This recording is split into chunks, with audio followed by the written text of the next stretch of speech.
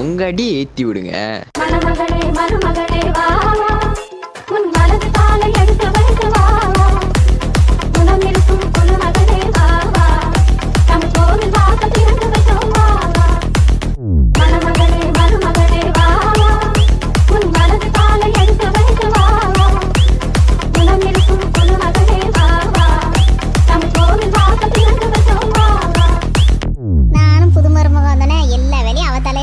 நினைச்சேன் அவ ஆனா என்னோட கில்லாடியெல்லாம் இருக்கா. தங்க நகை வைர நகை நிறைந்திருக்காது இங்கு தங்க வரும் பெண்களுக்கு சுமை இருக்காது.